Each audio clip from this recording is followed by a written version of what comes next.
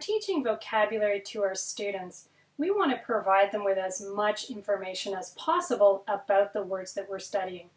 So we want to give them how the word sounds, how the word is written, give them a verbal definition, give them a written definition, and if possible, actually show them what this word looks like. We also want to appeal to all of the learning styles if possible. So we want to appeal to visual learners, auditory learners, tactile learners, and kinesthetic learners.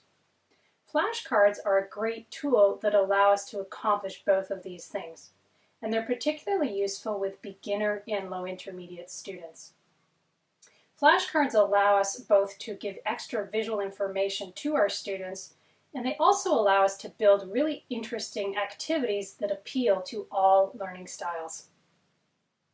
We'll start the session by taking a look at general guidelines to use with any activity that uses flashcards. We'll also take a look at where you can get flashcards, so sources. But the bulk of the session will be spent on looking at activities to use that incorporate flashcards. And these are great activities for beginner and low intermediate students. A few of them can also be adapted for the higher levels. So let's get started.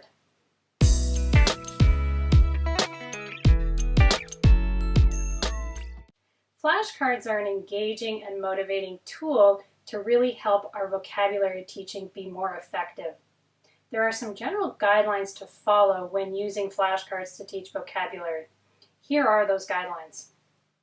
First, flashcards should be bright, colorful, and visually appealing. There's no point in using flashcards if they're all in a single color, or they're not a clear picture, or they're just not interesting to look at. So that's rule number one, or guideline number one. Second, the flashcards should be big enough so that all of the students in the class, regardless of where they're sitting, can see them. The exception to this is if you're using sets of flashcards for each student. In this case, the flashcards can be a lot smaller, obviously.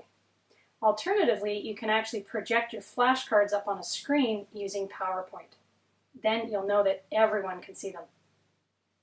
Third, flashcards can be used in conjunction with word cards. So you can have a card with the picture on it and a card with the word on it. Alternatively, you can have the picture on one side of the flashcard, turn it over, and you've got the word spelled out on the other side. This helps reinforce how the word is spelled with what the word actually is. Fourth, flashcards can be used at any stage in a vocabulary lesson. They can be used to present new words that students have never seen before. They can be used in controlled practice activities where students are trying to be accurate in how they say and use the words.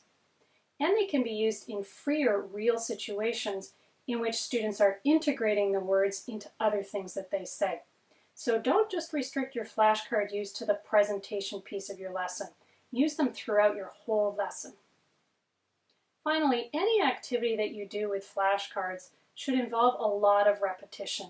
So you want students to automatically associate this picture with this word. So repeat, repeat, repeat, repeat.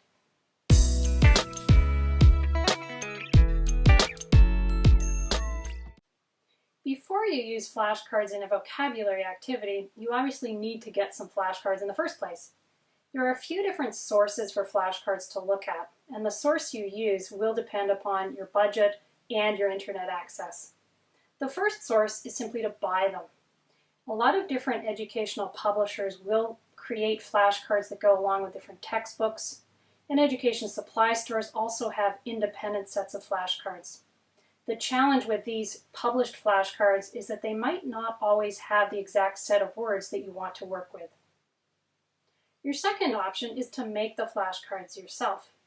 You can take pictures from magazines and stick them onto hard card paper. You can draw the flashcards yourself if you're artistic and then color them in. You can use clip art from the internet. Or finally, you can go to one of the many sources online of free flashcard outlines. Your final source for flashcards is to have students actually make them. This is a good option, particularly when you want students to each have their own individual set of flashcards. So students can cut them out and color them in and really personalize their flashcards. If you've chosen option number 2 to make your flashcards, or option number 3 to have students make them, make sure you use the internet as your starting point. There are a lot of great websites out there with free flashcards available for download.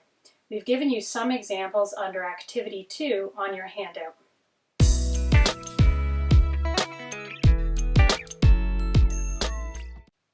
There are many, and I do mean many, activities that use flashcards that you can use to teach your students vocabulary. Here's a very small sample out of this wide selection. The most obvious way to use flashcards to teach vocabulary is to incorporate them into a drill. So if I've got a flashcard here, I'll say the word on the flashcard, students repeat it. I'll say the next word on a flashcard, students repeat it. I'll say the next word, and so on. And then I'll take the flashcards and put them on the board, and I'll write the word that goes with the flashcard underneath. And once again, I'll drill students on the words using both the flashcard and the written word. Finally, I'll take the word out, so I'll erase the word from under the card, and then I'll once again just drill the students using the pictures. So any type of drill activity is a great way to use flashcards. A variation on a standard drill is a running drill. So I take my flashcards and I place them all over the room so they're accessible to all the students. Then I'll say a vocabulary item associated with a flashcard. Students have to run over to where that flashcard is and stand in front of it. And obviously if they stand in front of the right card, you know that they know the word. Then students say the word out loud all together. Then you say the next word and students run, and so on. This may sound like it's a game just for kids, but it's also a good game for adults. It just really quickly gets them out of their seats moving around for a bit. The next activity is slightly less energy demanding. It's called point to. So the teacher places the flashcards either on the board or anywhere around the room that students can see them. The teacher then says one of the words represented by a flashcard, and students have to point to that particular flashcard. If students point to the correct card, they obviously know the word. And vice versa, if they point to the incorrect card, that lets you know that they don't know the word. The next activity is a guessing game. So the teacher shows only part of a flashcard. The rest of the flashcard is covered by either a white piece of paper or another flashcard. So the teacher just reveals a tiny, tiny part of the overall picture. Students then have to guess which word is represented by that flashcard. If students can't guess, the teacher gradually reveals more and more of the flashcard until students guess. An alternative to this is just to show the flashcard really quickly and see if students can capture what's on the card and then guess the word. The next activity is a variation on whispering telephone. So put the students into two teams and have them line up one behind each other with the two people at the head of the lines right at the front of the room.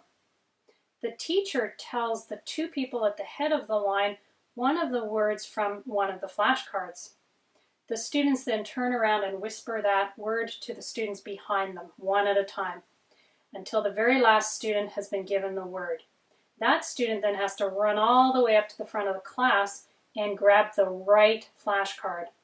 Of course, that student will only be able to grab the right flashcard if the whispering telephone worked. The team that grabs the flashcard first gets the point. The first students then go to the back of the line and you tell the next word to the next students. In the next activity, students have to practice their drawing skills. Have students work in pairs. One of the partners in the pair gets a flashcard. The other partner gets a blank piece of paper. The student with the flashcard has to describe for his or her partner what's on that flashcard. The student then has to draw what they've been told, and at the end they can compare and see if the student's drawn the right word. Alternatively, every student in the class can have a blank piece of paper, and you, the teacher, has the flashcard. And all students draw at the same time and then hold their pictures up to see if they've drawn the right thing. The next activity is called Odd One Out.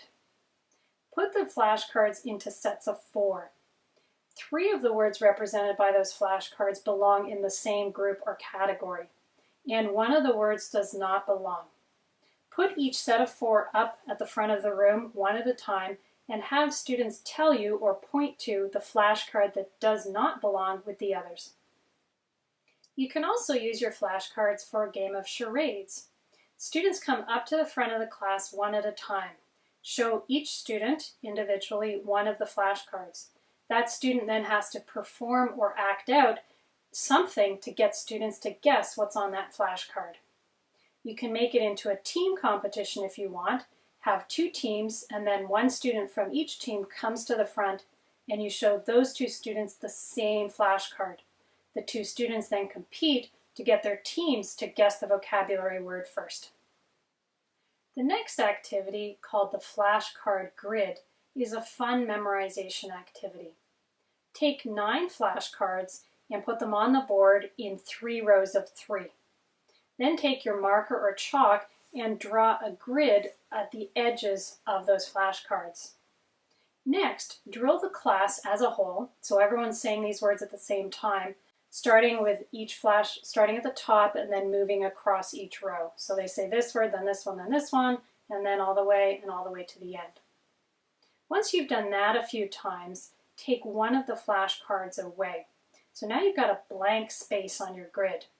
You're still going to drill the students and they have to remember which word went in that blank space.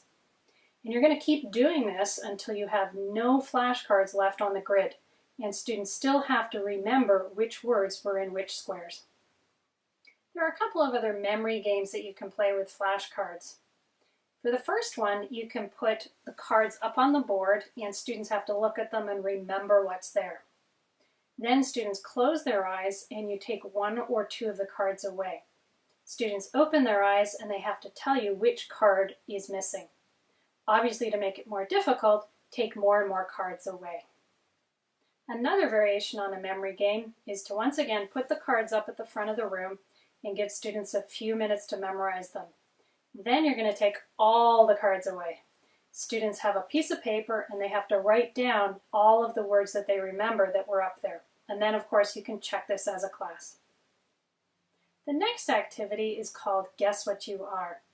Have all of the students stand up and put a flashcard, a different flashcard, on each student's back. Students then have to meander and mingle around the class asking yes/no questions in order to figure out which vocabulary flashcard they have on their back. As an alternative, you can have pairs of flashcards. So 2 students in the group get the same flashcard on their backs. Then they have to do the same thing, ask yes or no questions and mingle in order to find their partner. The next activity is a speed competition. So students work in small groups of maybe 4 or 5 students. And each small group gets a set of flashcards. And students put those flashcards face up on a desk, and all of the students stand around the desk. The teacher says one of the words that's represented by a flashcard. Students compete against the other members in their group to be the first person to grab the right flashcard. Make sure you do this with laminated flashcards, not just paper flashcards, because if students get very competitive, they could end up fighting over a flashcard and rip it. So make sure lamination protects the cards from being ripped. The next activity is slightly less competitive. Actually, it's not competitive at all. This one is called story writing. Students select 5 or 6 flashcards from the whole group of flashcards that you've got displayed at the front of the room. They then have to write a very short story, maybe 1 paragraph or 2 paragraphs, that incorporate the words on the flashcards that they've chosen. You can do a similarities and differences activity with your flashcards. Show the whole class 2 flashcards. Students then individually have to write 2 sentences to say how the things represented on those flashcards are the same. Then they write 2 sentences to say how those items are different. And you can just repeat this many, many times with different pairs of flashcards to get students practicing similarities and differences. You can also use your flashcards as the basis of impromptu speeches. So take the flashcards, put them face down in a pile. Students then just blindly pick one flashcard. They turn it over and they take turns doing either a 30-second or a 1-minute impromptu speech based on what's on their flashcard. They can either simply describe the flashcard or they can somehow incorporate the word on the flashcard into their speech. There's a little bit of pressure involved in this one, but it's actually really fun and students will be surprisingly creative. For the next activity, concentration, You'll need quite a few sets of flashcards. Each small group gets 2 complete sets. They take the sets and first of all just mix them all together. Then they turn each card face down and put them on the desk or on the floor.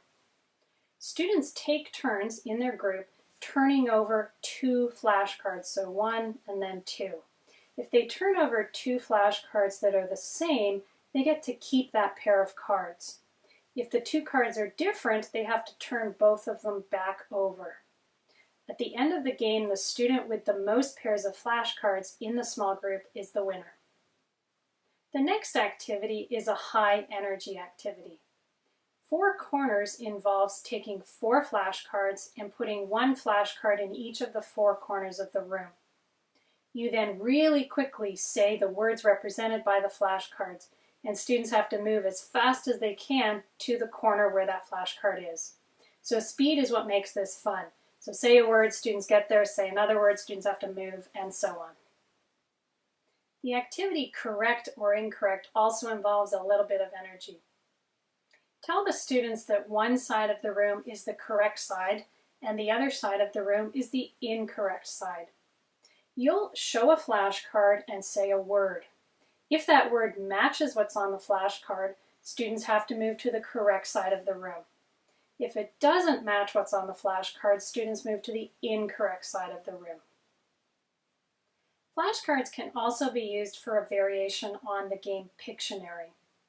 Divide the class into 2 teams and have 1 member from each team come up to the board. Show those 2 students one of the flashcards. Those students have to draw as quickly as possible what was on the flashcard. Their team members have to guess what they're drawing. And the first team that guesses correctly gets the point. At the end of the game, the team with the most points wins. The final activity is called speed lines. Divide your class into 2 teams and have students make lines one behind each other. You're going to show a flashcard to the first student of each line. So 1 student from this team and 1 student from this team. Those students are going to compete to say the word associated with the flashcard as quickly as possible. And obviously the student who says the word fastest gets the point for his or her team.